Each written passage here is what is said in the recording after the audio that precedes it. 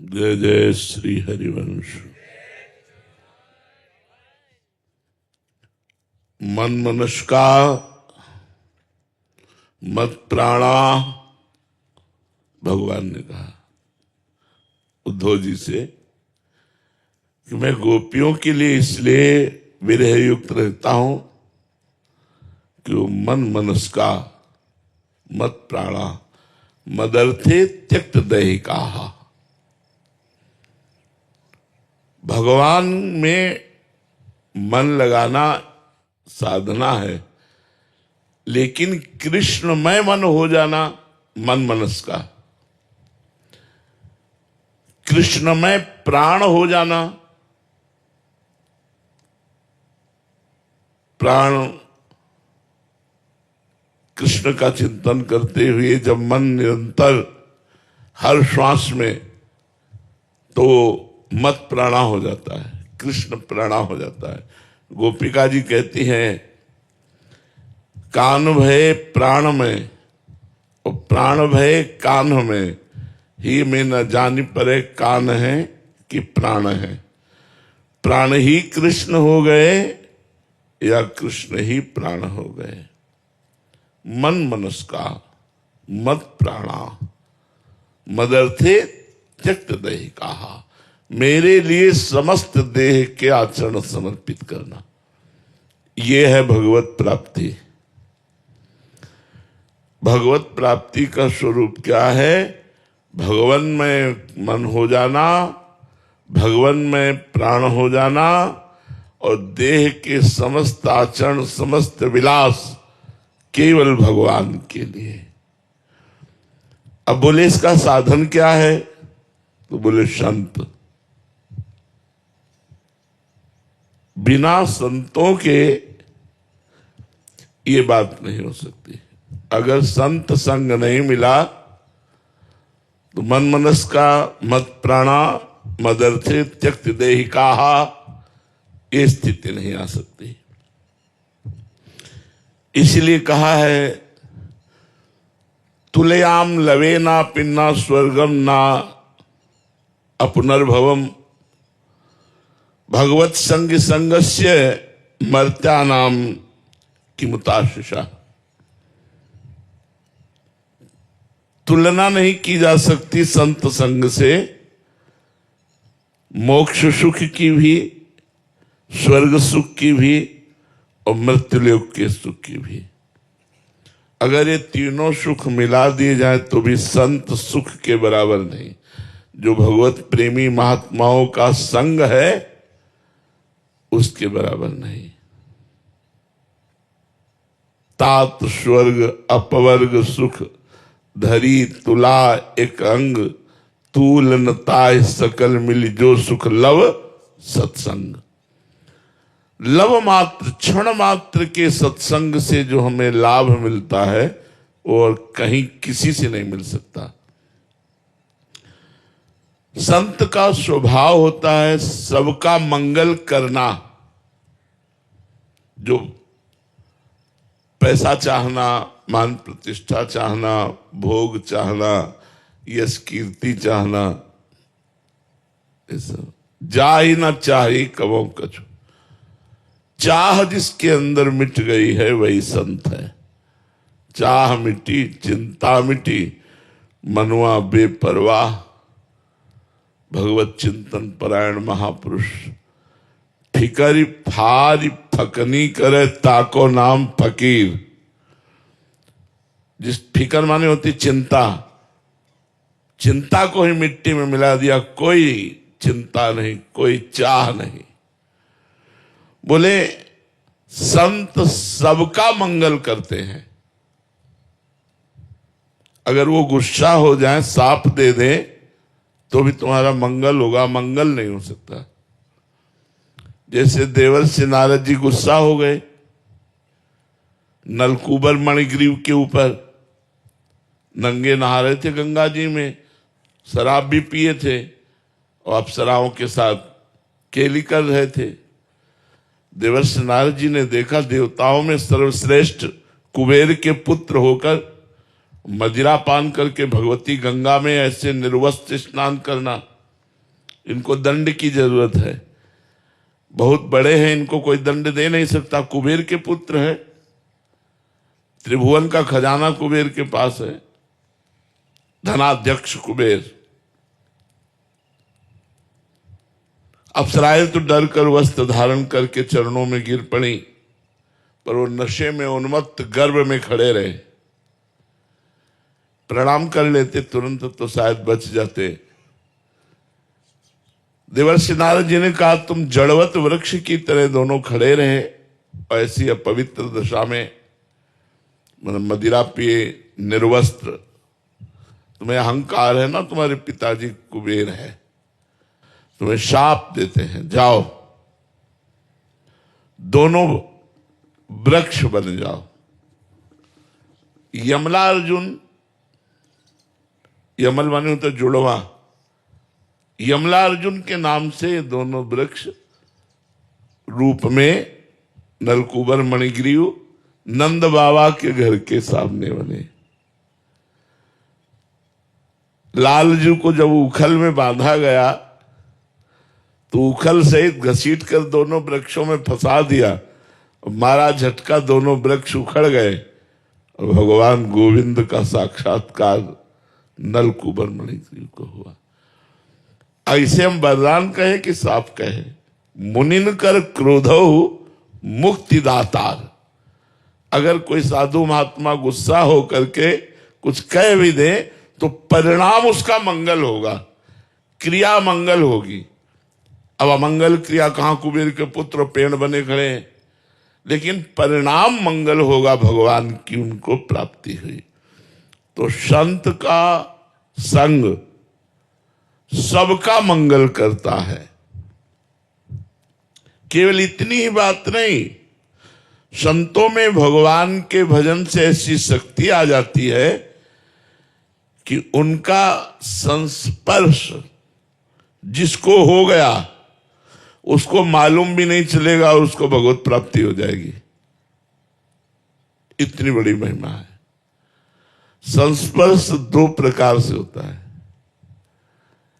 एक होता है वाणी से, हमारी वाणी गई और आपके हृदय को छू गई, और एक होता है दृष्टि संकल्प, हमारी दृष्टि गई और संकल्प बना, तो दोनों संस्पर्श से निश्चित भगवत प्राप्ति हो जाती है। संत का मिलना बड़ा दुर्लभ है। महत संगस्तु दुर्लभो, देवर्षि नारद जी ने कहा, महापुरुषों का संग मिलना बड़ा दुर्लभ है। संत को ना पहचान करके यदि हम उनकी सेवा, उनकी आज्ञा का पालन करें तो कल्याण हो जाएगा। अगर पहचान कर करें तो बहुत जल्दी भगवत प्रेम की प्राप्ति हो जाएगी। बस संत की अवज्ञा ना करे, अवज्ञा माने उनका अनादर न करे। भले तुम्हारी पहचान में नहीं आ रहे, किसी बात को देखकर, गुण दोष को देखकर उनका अनादर न करे। वो भगवान के पार्षद हैं। जिस समय कृपा उनकी उदय होगी तब आप पहचान पाओगे ये क्या है, नहीं तो बाहरी लक्षणों से पहचानना बड़ा कठिन हो सकता है। जब हम संत संग करते हैं तो हमारे सामने माया एक रचना रचती है, भोगों का प्रलोभन सामने रखती है और भक्ति भगवान को सामने रखती है। दोनों भगवान की प्रिया है। भक्ति प्रिय माधवा, मायापति मम माया दुरत्या। भगवान मायापति भी है और भक्ति पति भी है। भक्ति भगवान को सामने रखती है और माया भोगों को सामने रखती है। जब बड़े भाग्य से हमें संत संग मिलता है तो पता चलता है कि हमारे जीवन का लक्ष्य भगवान है, भोग नहीं। पर अनेक जन्मों से इतना आकर्षण भोगों का है कि भगवान अच्छे नहीं लगते और भोग अच्छे लगते हैं। आप देख लीजिए, भोग तुरंत सुख देता है, ऐसा लगता है भगवान तो कालांतर में सुख देते हैं, ऐसा लगता है। और भगवान में सुख है भी कि नहीं पता नहीं। गुलाब जामुन में तो तुरंत सुख है, मुंह में डालो और मीठा लगा, है नहीं। इतना भुलावा माया का है कि हम भक्ति मार्ग में चलने की कोशिश करते भी हैं तो हम भोगों को लेके, भोगों के त्याग के बिना आध्यात्मिक उन्नति नहीं होती। हमारी भूल ये होती कि भगवान भी मिल जाए और चकाचक भोग भी भोगने को मिले, ऐसा नहीं हो सकता। प्रेम गली अतिशा करी तामे दो ना समाए। तो संत दर्शन से, संत कृपा से हमें पहले ये विश्वास हो जाना चाहिए कि मैं भगवान का कृपा पात्र बन चुका हूं। अब मुझे भा भरोस हनुमंता, बिनु हरि कृपा मिले नहीं। संत मिल गए मतलब मोहर लग गई कि हरिजू की हमारे ऊपर कृपा है। अब संत और भगवंत में अभेद दर्शन करना जिसको आ गया, तस्मित तज्जने भेदा भावात, कि संत भगवान का स्वरूप है। बड़ा कठिन है ये मानना। भगवान जब सबरी जी को उपदेश कर रहे हैं नवधा भक्ति का, तो उसमें कह रहे हैं सातो समूह मोहि मैं जग देखा, मोते अधिक संत कर लेखा। सातवीं भक्ति है कि सब में समान भाव से भगवान को देखे, लेकिन भगवान कह रहे मेरे से भी अधिक बढ़कर के जो संतों को देखे वो सातवीं भक्ति को प्राप्त होता है। जो सप्तवीं आध्यात्मिक उन्नति है वो ये कि सब में भगवान को देखे, लेकिन संतों को भगवान से भी अधिक देखे। हम कह रहे हैं चलो इतना ना सही, भगवान के बराबर, भगवान से अधिक ना देखे तो भगवान के बराबर कि ये भगवान है, चलो इतना भी ना सही तो ये भगवान के हैं। इतना तो हम मान ही सकते हैं यार कि ये भगवान के जन है।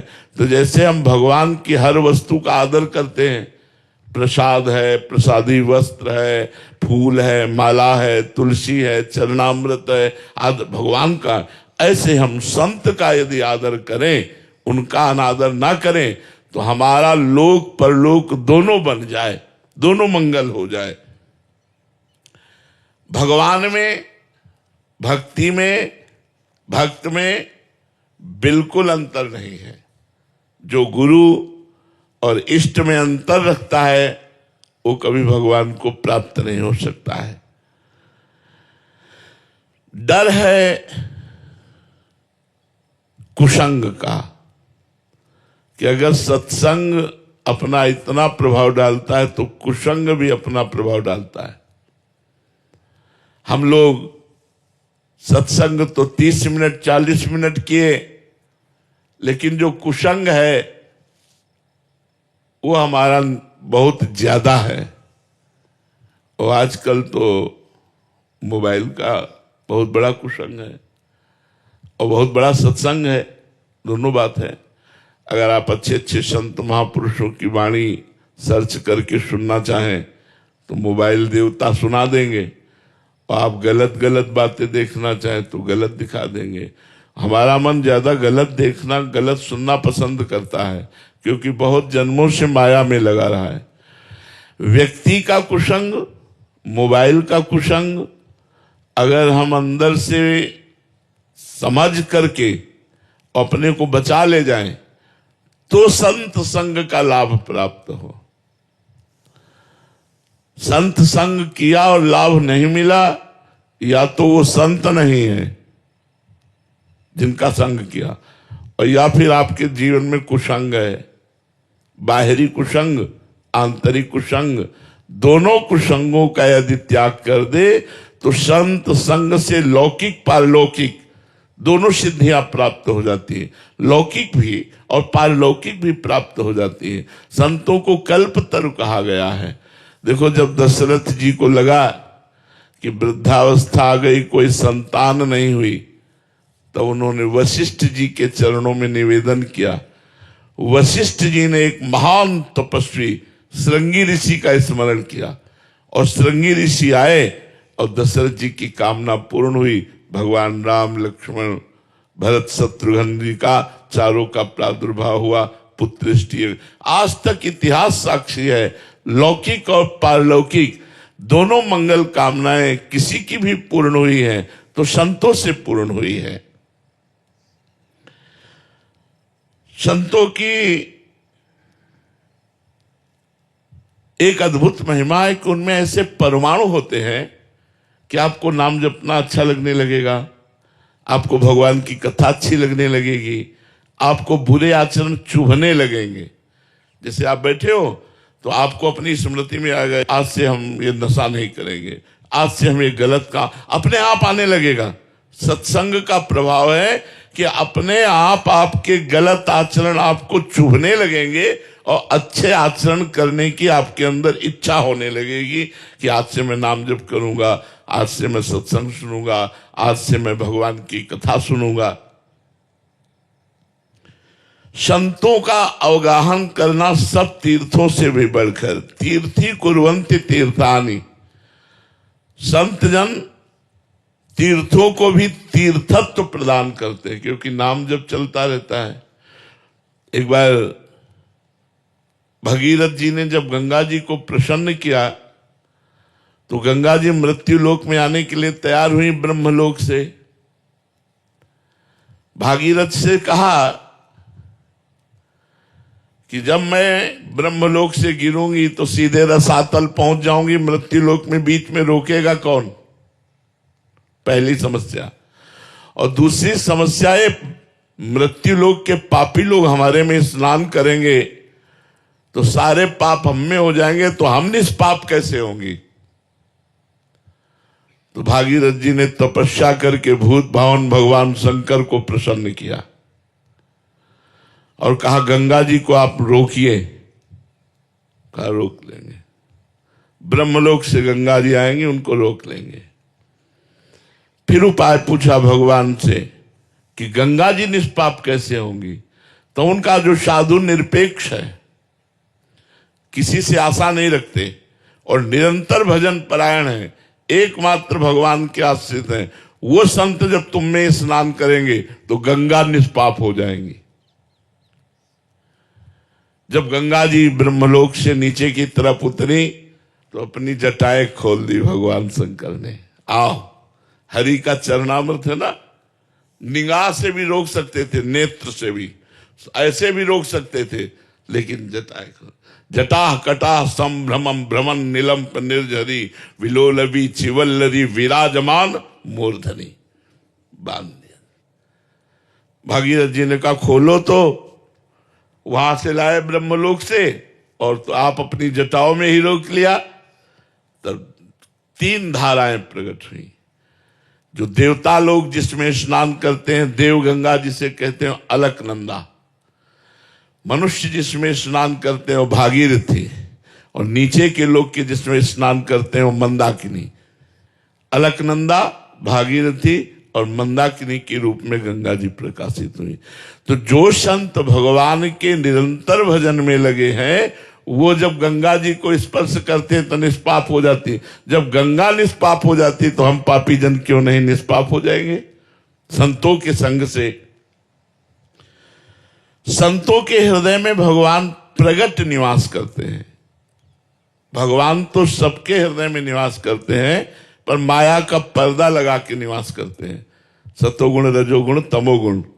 तो इन 3 पर्दों, एक पर्दा लगा हो तो नहीं दिखाई देता, फिर 3 पर्दा लगा हो, सफेद, लाल, काला। श्वेत वस्त्र की तरह सतोगुण, अरुण वस्त्र की तरह रजोगुण और काले कपड़े की तरह तमोगुण। 3 पर्दा लगे हैं और भगवान हृदय में बैठे हैं।